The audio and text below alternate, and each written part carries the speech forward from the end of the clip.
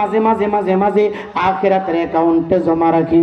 কারণটা কি আমি জানি, এত পরিশ্রম করি, এত কষ্ট করি, লক্ষ লক্ষ টাকা ইনকাম হয়, একটা টাকা আমি নিতে পারবো না। ইমানদার মুসলমান যুবক, মরণ একদিন হয়ে যাবে, মৃত্যু হয়ে যাবে, কোনো কিছুই সাথে যাবে না, যাবে না, যাবে না, যাবে না, যাবে না। এ যুবক ভাই, আমি কেন রে এই বাংলাদেশের ভিতরে কত দামি দামি বক্তা চলে গেছে, কত দামি দামি চেয়ারম্যান মেম্বার চলে গেছে, কত দামি দামি ক্ষমতাবান ব্যক্তিরা চলে গেছে, একটা টাকা কবরে নিতে পারে নাই, কোনো বিল্ডিং কবরে নিতে পারে নাই, শুধু নিয়েছে নেকামল, নেকামল। এই জন্য সাহেব জরবাসী, তুমি রিস্কার ড্রাইভার, অসুবিধা নাই, 10 টাকা ইনকাম করো, মাসের ভিতরে তুমি যদি প্রতি মাসে 10টা টাকাও দাও, যুবক ভাই যদি 1 মাস পরে তুমি 20টা টাকাও দাও, 1 সপ্তাহ পরে তুমি যদি 2টা টাকা মাদ্রাসার অ্যাকাউন্টে ঢোকাও, মাদ্রাসার অ্যাকাউন্টে, মসজিদের অ্যাকাউন্টের বাবা প্রতিদিন 2 টাকা 5 টাকা করে ঢুকায় রাখবা, এই টাকার ভাগ কেউ নিবে না, এই সবের ভাগ কেউ নিবে না। অনুরোধ কইরা দেয়া যায়, দেয়া যায়। অন্ধকার কবরটা তুমি যদি আলোকিত করতে চাও, করতে চাও, করতে চাও, কবরের আযাব তুমি যদি মাফ করাইতে চাও, আল্লাহর হাবিব মিশকাত শরীফের ভিতরে বলে, কথাটা বলে শেষ করে দিচ্ছি, প্রধান অতিথি চলে আসি, আমার নবীর সাহাবী হযরত আবু বকর সিদ্দিক ডাক দেয়া কই, নবী গো,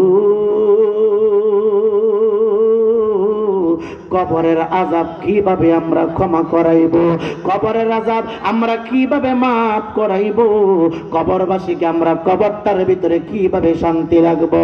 ইয়া রাসূলুল্লাহ, ইয়া হাবিবাল্লাহ, জানতে চায় নবী আমার, ডাক ডাক, আবু বকর তুমি শুনো, শুনো, এই হুজরার ভিতরে এই মুহূর্তে যদি আগুন লেগে যায়, আগুনটা নিবানো হয় কি দিয়া?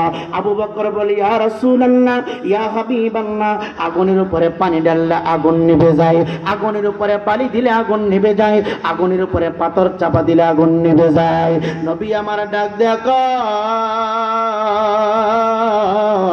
আগুন নিবারণ করার ঔষধ হলো পানি, আগুন নিবারণ করার ঔষধ হলো মাটি, আর কবরবাসীদের কবরের আযাব বন্ধ করার ঔষধ হলো আল্লাহর রাস্তায় দান করা।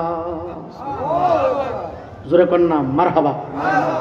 আবু বকর সিদ্দিক উনি যখন রাষ্ট্রপ্রধান ছিলেন, উনি কুফায় গেলেন। কোথায় গেলেন? কুফায় উনি গেলেন। কুফায় যাওয়ার পরে উনি 1 দিন 2 দিন 3 দিন পরে একজন মানুষের মৃত্যুর সংবাদ উনি শুনতে পাইছে। তো লোকটা এত খারাপ ছিল, মৃত্যুর পরে কেউ তাকে জানাজা দেওয়ার জন্য এবং কাফন দাফন করার জন্য কোনো মানুষ আসে না।